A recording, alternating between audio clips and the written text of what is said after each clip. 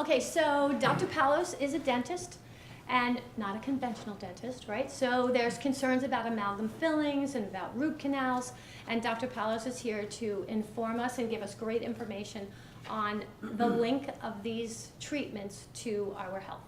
So he'll explain it much better than I. So please, let's welcome Dr. Pallos.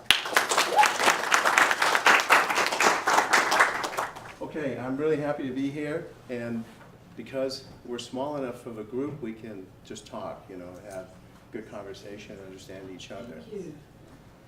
Thank you. I have some slides prepared, and I'll go through this. And I hope you'll be as happy about this as I am, having prepared it. It's been really fun. I spent most of the night last night. Okay, the first one was from Albert Einstein. Make everything as simple as possible, but not more simple. And this has been the mission of my life, not to know more, but to have knowledge that's practical and that I can use simply, because it's tough for me to follow people who are just intellectual and they throw out so much information, I can't manage it. So this is what I have. And the second thing, well, you don't have to be able to build a car to drive one. If you can drive a car, you can learn what I'm going to share with you. And I really hope you will, because I'm going to tell you some stories, and then we have some games we can play and learn, and they will benefit you, I believe, greatly, especially after you hear the stories. Albert Einstein also said the most beautiful thing we can experience is something that's mysterious. And you're going to hear some things today that I think will be mysterious to you. Don't be upset. It's actually the most beautiful thing when you don't understand something fully and it works. All right, who recognizes this? Alps. It is the Swiss Alps. This is the people who live here. On top of this, it says nutrition and physical degeneration, because this is a picture out of this book by Weston Price. And I grew up here in this place. It was one of the places where I was for about 2 years, which is a long time when you're like 7 or 8 years old. And this is the Swiss Alps, one of the Alps in Switzerland in a valley. You can see the valley. And we were there in 2003. I even brought pictures to show you. That's exactly where I was, in an orphanage here when I was from about 7 to 9 years old. And it's amazing what he found. Go ahead. Okay, these are the people. He was there in 1932. I was there in 1957, 25 years later. Okay, we escaped from Hungary, and I'm a refugee, so I was sponsored into Switzerland, and we ended up with people like this in the valley. Now, they didn't look like this 25 years later, but this is what Weston Price found. Go ahead. All right, here's the goal. These are the people of Lerchental Valley. This is the name of the valley, and they make up a community of 2,000 who have been a world unto themselves. This is pretty much quotes out of this book, because I'm going to share just this community with you, and the idea is this is what we want. They had some really beautiful things there, and it was simple. They have neither physician nor dentist because they have so little need for them. So it's been my goal, let's say at least half of my life, of my professional life, to not be needed by people. And that is the highest level of dentistry, is if I can help you no longer need me. And I accomplish that routinely. You know, I had a guy yesterday, he's now a professor at the University of California. He was just a kid who was writing, and I restored his teeth maybe 10, 15 years ago, and he came back. He says, I didn't want to see anybody else, and he hardly needs anything. And that's what we want. We want not needing a dentist, okay? That's the opposite of promoting dentistry all the time. So you're going to see what I mean. Go ahead. Now, the clothing they wore has been the substantial homespuns made from the wool of their sheep. It was from their own sheep that they made the clothes. Go ahead. I'm saying that because clothing affects how you feel. Clothing affects how your metabolism works. Clothing is probably one of the best medicines. And we've done many experiences and experiments where all we did was change people's clothes and you can no longer find the disease. And I'll explain some of that to you. Okay, they had this achievement to build some of the finest physiques in all of Europe. This is attested to by the fact that many of the famous Swiss guards of the Vatican at Rome, who are the admiration of the world and pride of Switzerland, have been selected from this and other alpine valleys. I was either in this or other alpine valleys. I don't know which one I was in for sure, but it looks just like this one. Do you remember the Swiss people who are selected for the Vatican? Yeah, I mean, that's their dream. So go ahead. While tuberculosis was the most serious disease in Switzerland, according to a statement given to Weston A. Price by a government official, a recent report of inspection of this valley did not reveal a single case of tuberculosis. So there was like an epidemic of it, and in 1932, when he was there, no deaths had occurred from tuberculosis in the history of this valley. So it's something different. That's why he wrote so much about it. Go ahead. So what did they eat? Okay, this is great for the nutritionists who know so much. Go ahead. The nutrition of the people of this valley consists largely of a slice of whole rye bread and a piece of the summer-made cheese, about as large as the slice of bread, eaten with fresh milk of goats or cows. Meat is eaten about once a week. So bread and cheese with milk, that was it. No pills. I can tell you we didn't eat any pills. Okay, go ahead. So their exercise, it says, the sturdiness of the child life permits children to play and frolic bareheaded and barefooted, even in the water running down from the glacier in the late evening's chilly breezes, in weather that made us wear our overcoats and gloves and button our collars. They were playing in glacier water, and I think that's one of the best things you and I can do, is to be in very cold. See, I really like this. Maybe I can talk about it a little bit more, but it's one of the best exercises for all our cells to get really cold. It's a physical therapy, and then, warm up. Okay, so on average, it was necessary to examine 3 persons to find one tooth that was defective. So the amount of tooth decay was very small. Go ahead. Now, I want you to notice this, because a lot of the handout that I gave you is about the levels of life. They call it different things: vitality, life energy, etc. But the level of life and their horizon. Here's what he said. How different the level of life and horizon of such souls from those in many places in the so-called civilized world, in which people have degraded themselves until life has no interest in values that cannot be expressed in gold or pelf. If you don't know what pelf is, it's just dirty money, basically, which they would obtain even though the life of the person being cheated or robbed would thereby be crippled or blotted out. He wrote this. This is a quote from him. It made me respect him so much for saying stuff like this. Next one is about the character. One immediately wonders if there is not something in the life-giving vitamins and minerals of the food that builds not only great physical structures within which their souls reside, but builds minds and hearts capable of a higher type of manhood, in which the material values of life are made secondary to individual character. I miss that.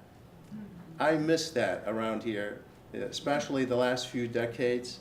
When I came here in 1962, I didn't speak any English, and it seemed to me people were more concerned about character at that time than about money. And I've seen a change that has made me sad. And I just want to tell you, even these very simple people, they lived so well, and they were so happy, and they were free of disease, their exercise was simple, and so forth. Go ahead. All right, what is mankind's most universal disease, according to Dr. Price? Go ahead. It's on the next slide. Tooth decay and its sequelae. Now, let me tell you, there's a whole industry on tooth decay and its sequelae. Tooth decay, okay, so you start with a cavity, then you get fillings, then the fillings break, you get a crown, then you need a root canal because the crown was so devastating to the tooth, then you need an extraction, then you have cavitations, then you need an implant, and then you get peri-implantitis, which is a disease that is so common. 48% of implants get peri-implantitis within 10 to 15 years. And we don't know how to solve it. So this is the slide that we're on in dentistry. It's called tooth decay and its sequelae. What follows? A whole industry. And I'm telling you, I'd like to show you how you can stop it because it's stoppable. Go ahead. Now I felt kind of obligated to bring this up. This is the famous book called Root Canal Cover-Up by George Meining. And we used to listen to him, you know, a lot in the group that I grew up in dentistry, in biological dentistry. And go ahead. Root canals change your health or damage your health is the title. Now here's the summary. Bacteria trapped inside the structure of teeth migrate throughout the body. They may infect any organ, gland, or tissue, and can damage the heart, the kidneys, joints, eyes, brain, and endanger pregnant women. I mean, this sounds so bad. These infections were discovered by Weston A. Price in a 25-year root canal research program carried out under the auspices of the American Dental Association and were subsequently covered up. Well, that has been a life-changing breakthrough for many of us to know that root canals can really damage people's health. But so can crowns, and so can, you know, many other things. So go ahead. Now, this is the doctor, sorry it's so small. This is Dr. Yoshiaki Omura. And I met him through the American Academy of Biological Dentistry, which I attended for at least 20 years. Every year in Carmel we had meetings. And one of the main doctors there said, if you ever get a chance to hear this guy, he's the most published doctor in alternative medicine, and he has a simple way to help you. So because what happened was, because of such incredible information that so many things are bad for us, you know, I was taking out teeth of people, you know, who had root canals. I was doing so-called cavitation surgeries. Now, cavitations are after you have an extraction, then something is left behind and the infection continues. That's called a cavitation. And what we used to do is, you know, open that up and clean it out, and then, you know, some people would really benefit. I had people refer to me from quite distances, like Texas. One woman came from Texas, and she had hemifacial paralysis. Her left side of the face was paralyzed, and it's like Bell's palsy. And she had cavitation surgery, and you know, it was healed. But it was only healed for about 6 months. So this is her third time when she came to me. That was the third chance. So I figured, what chance do I have that it's going to last more than 6 months, right? And again, it happened. I cleaned it out, and it lasted 6 months. That, to me, is not a good treatment. It's not a good treatment. You make people dependent on your cleaning things out. So what happens is we clean out the trash can, the body fills it again, and you get similar symptoms. So when I met this doctor, Omura, he had a whole different perspective.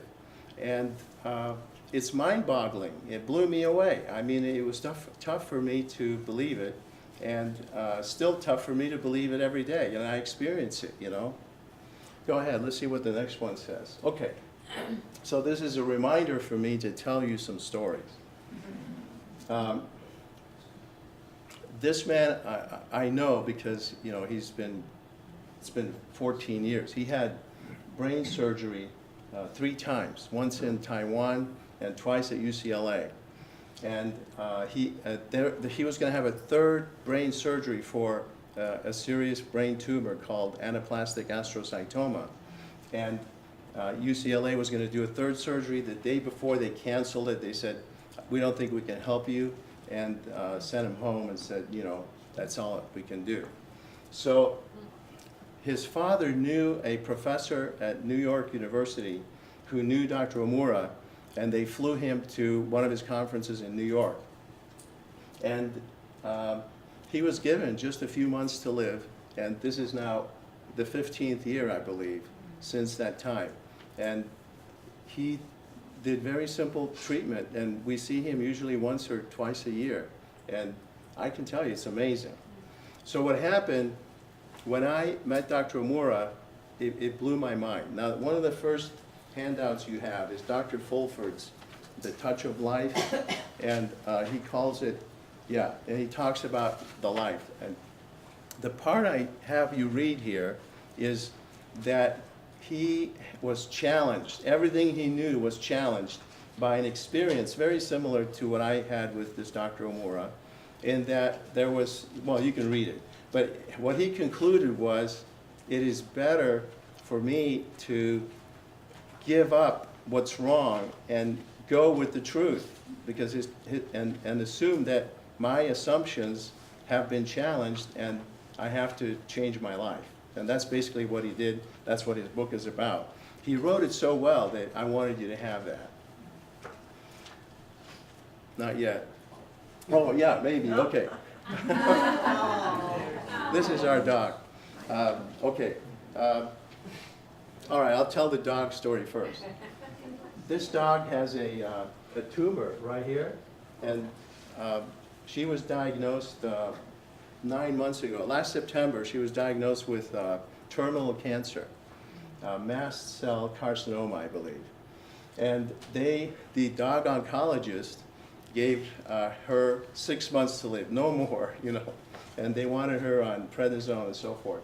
And so my wife came to me and asked if I would treat him, the dog, and she would support me. So what happened is the dog was so sick. You know, when dogs are sick, they just crawl on the ground. They don't really jump up. And she was like that. And you could tell there was something really wrong. Well, anyway, in one night, I treated her. The next day, the worker came. He said, "What happened to your dog? I thought your dog was sick." And then the cleaning crew came. You know, every other week we have women who clean.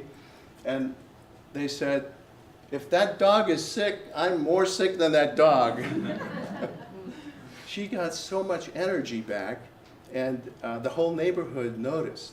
And then she was supposed to die by February. So my wife took her to the veterinarian, and she examined her very carefully, and they did blood tests to see if it spread.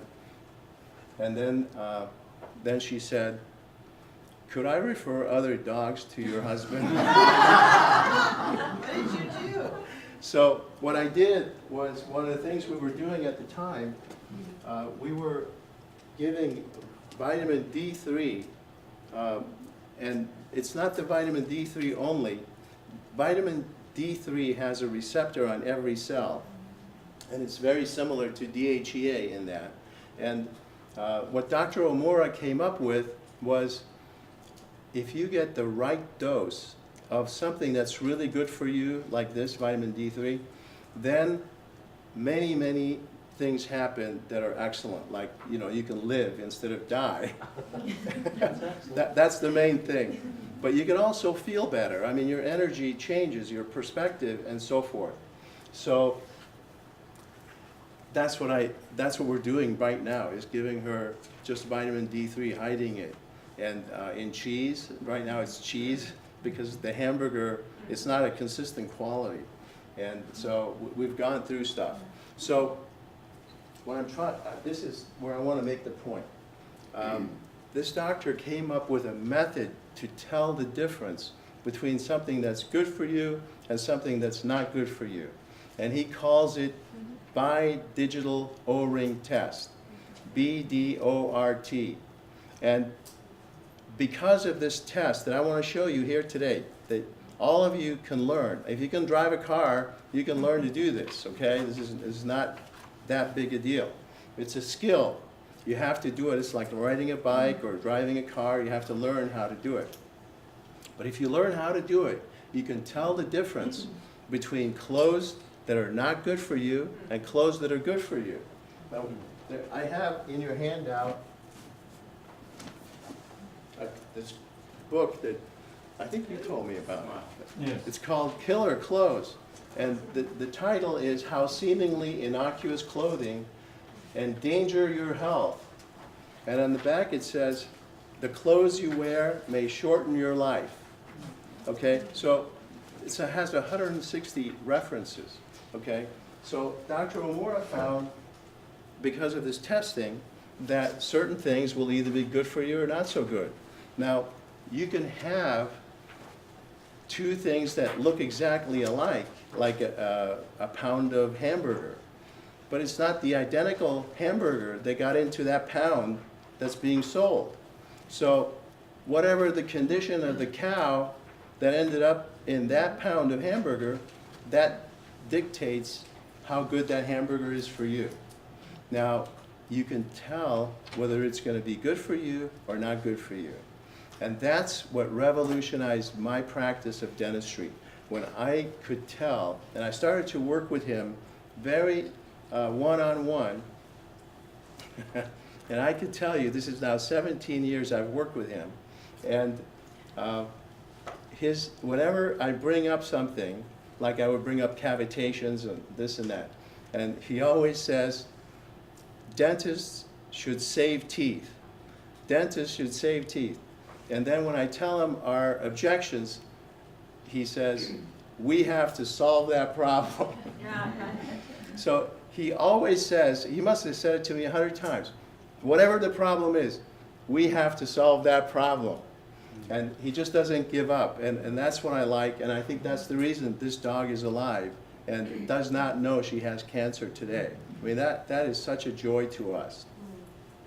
So what happened about 10 years ago, I have a friend named Don. He moved from here to North Carolina, and he called me, and he said, I've been diagnosed with prostate cancer, and they only gave, well, later he told me they gave him like 6 weeks to live, which seems outrageously short. But I said, okay, let's meet in New York. And that was my first time to fly to New York, and I met him and went to one of these conferences, and Dr. Omura did a couple things. Gave him, at that time, he gave him DHEA, which is, you know, like a hormone made by the adrenal cortex, from the adrenal gland. And he gave him just one dose of it, small amount, like around 10 or 12 milligrams. And he had him change his clothes. Now, Don, he was urinating every 45 minutes around the clock. He could not sleep well. And all his appointments, he was a financial advisor, and he had to excuse himself every 45 minutes. He was a wreck. And that first night, he slept like 7 or 8 hours. And he was so grateful the next morning. And you can just imagine. Now, this was 10 years ago. The oncologist, okay, so he went, after that weekend in New York, he went and had his blood test done again, and then he had the sonogram done, you know, for the tumor, for the oncologist. And the oncologist said to him, something I have grown accustomed to hearing, Don't tell me what you're doing. But whatever it is, keep doing it because you don't need me anymore. Okay? That's what we want. We want people not to need the dentist, not to need the doctor. Okay, it is possible. Now, the strange thing is, it's very hard to believe this, and I understand if you're struggling with this idea that, you know, an optimal amount of vitamin D3 would have such a profound effect on a dog. And I had to check her dog food. You know, we just checked that everything you eat is good for you. And, you know, we had to take her off the cell phone, and she no longer can text. And we had to take away her, you know, clothing. And so, you know, it's a lot easier for dogs.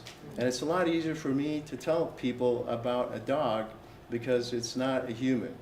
But our being is more complex, and we have a soul that resides in the body, and we have a heart that feels, and we have a body that is so intelligent that takes care of us. You know, I mean, have you thought about your body from before birth? You were being taken care of in the womb at first by the surroundings, and whenever it happened and you came out, now they have pictures in the womb. I just became a grandfather this year, so I saw three-dimensional sonography in the womb of our granddaughter. It's amazing. We are totally being taken care of if we are alive. Okay, if you're here tonight, all your needs are met because you wouldn't be here if you were dead. So it's, this is good news, you know, for some of you. So think about how well your body is taking care of you and how little you're doing to take care of yourself. Your heart is beating. You never have to encourage your heart to keep beating. And you don't get up in the morning and tell your heart how grateful you are, or your lungs, you know, we take it for granted. Our lungs breathe for us at night. We can totally let go, and our lungs breathe. Our food is being digested. We are being taken care of, and we're being taken care of unconsciously when we're healthy. And only when something goes wrong are we aware of it. We get pain, we get something. And then, you know, at some point, somebody calls it a name. The disease you have is this, you know. And it's, if we can detect our diseases early and every day make sure that we are in a better shape after we eat a meal than before we eat a meal, after we sleep than before we sleep, after we exercise than before we exercise. If we can do these simple things that are very inexpensive, you know, in the United States, we can afford expensive and ineffective medicine. And we're so proud of it. And we, you know, do the march, and we do the run, and we do this. And, you know, all the money that is collected for, let's say, breast cancer or any cancer, you never hear an account. Here's what we did with your money. Look at what progress we've made, and we would never have done this without your generosity. We're so grateful to you. I've never heard that. And because we're so used to expensive, ineffective medicine that's complicated and invasive. And the same with dentistry. The more invasive, it seems like we're doing a better job. And I found the exact opposite is true. The less I have to do to keep you well and get you well, the better off you are. So, for example, think about a crown. You have a tooth that's been damaged, and now somebody wants to put a crown on it, thinking we're going to strengthen the tooth. Well, we're going to put a strong crown on a very weak tooth, because now we have to weaken the tooth so much to make room for that strong crown that your risk of needing a root canal has just gone way up. So the less invasive we are, the healthier your body can take care of itself. And what I want to do is encourage people to learn to take better care of themselves. Makes me so happy when somebody comes and they're better off and they're grateful and they're starting to feel good. So that's the story that I wanted to share with you. Both dentally and medically, physiologically, and psychologically, we can become more and more self-sufficient. And that is, to me, the healthy way to go. Look at these people in the Swiss Alps. They're not that bright. You know, I was there. They're not that bright. But they know, they happen to be in a place where everything worked for them. And that's how our lives should be. You know, that's what we're doing. So that was the story with this guy, Don. He's still alive. I talked to him this week. I said, I better call and make sure he's alive before I tell these people. I was so happy to hear his voice. So the other person is, I had a dental assistant for 12 years. Her name is Dee. And she had a son named Cameron. And one day Cameron had such severe headaches, he passed out. And on 2 occasions, he stopped breathing. And they had to call 911, resuscitate him. So he went to the doctors. They didn't know what was wrong. They put him on heavy doses of drugs, and he could not function. He said, I can't live like this. So I knew I would lose my assistant, and I decided to do the same thing. We flew to New York, and the doctor diagnosed something in his brain, gave him 1 optimal dose of DHEA, just like he gave to Don, and changed his clothes. And I tell you, this kid never had another headache. I mean, I want you to hear that. It is mysterious. I want you to appreciate how mysterious that is. And it makes absolutely no sense. And because it's anecdotal, you know, the common scientist will say, well, that's meaningless because it's only one person. Well, I tell you what, that was very meaningful for that one person. And if that works for that person, it gives you hope that it can work for you. Okay? And what Dr. Omura has taught me is there's always a reason if something doesn't work. So that's a subtext to, we have to solve that problem.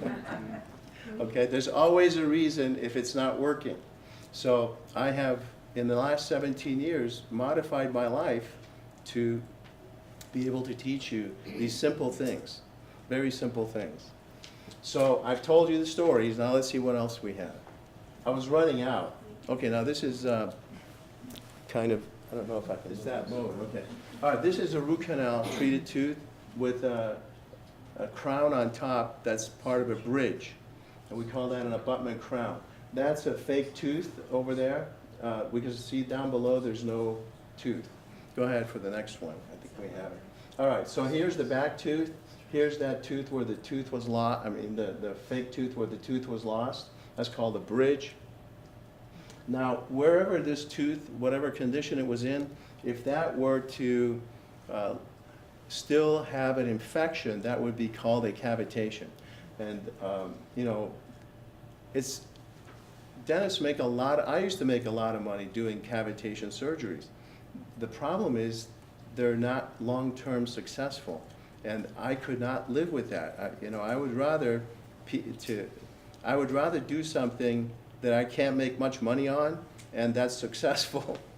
I decided that was worthwhile. That's why I like those statements by Weston A. Price about the high level of life and horizon, because I'll tell you what, in the long run, it just works better. And even though it's cheap, you know, I apologize, it's cheap. And you know, I had to lower my overhead, and like one of my friends said, my overhead is so low I have to step outside to change my mind. Well, I think it's a healthier way to work, okay? And we found simple ways. We have materials today. They're composites. They're like the 5th, 6th generation of composites, maybe 7th. They are so good. They come from NASA. They come through, did you hear recently they sent a satellite, they call it, it's going to touch the sun. It's going to come really close to the sun. Maybe it was in the news a few weeks ago. It's because of these materials that we don't normally know that satellite can come so close to the sun.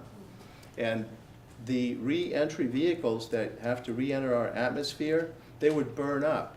So that's how composites were invented, these resin-modified composites. And that's what we use in the mouth. And they're better and better and better, especially now. So,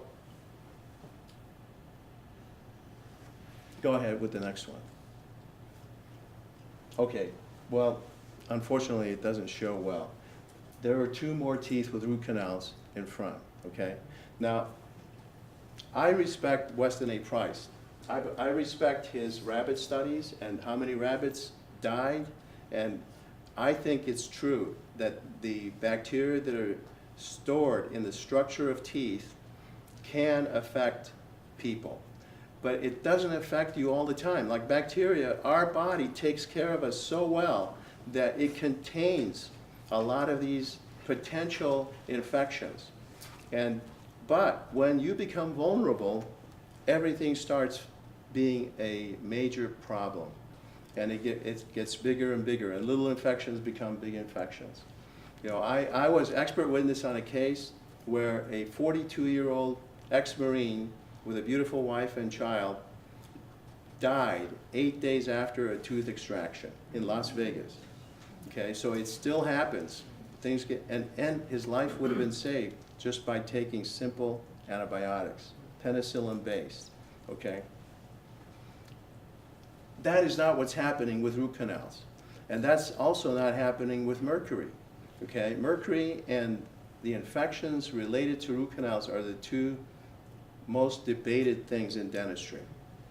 And what I'm for is evaluating what is the benefit if she is going to lose these 4 teeth.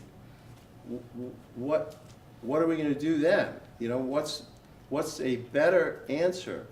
So what we learned to do is to test the root canals. Go, I think one more. One more. One more. Oh. No, Amy came in at 5 o'clock today, and I took an x-ray, and I thought I put it on there. It was on my other computer. So it must be because it's offline. All right, so Amy had a tooth that, can I talk about your, I kind of asked you already. No, I did ask her. Okay, so, you know, she broke a tooth on a olive pit in Israel and had a beautiful trip, and it broke a crown, and that tooth has a root canal. And so she's wondering about the condition of that tooth and the root canal. And so the answer is we have to test, okay? Now, I'd like to, what time is it? Oh, wow. Okay, so let's turn that off, and we'll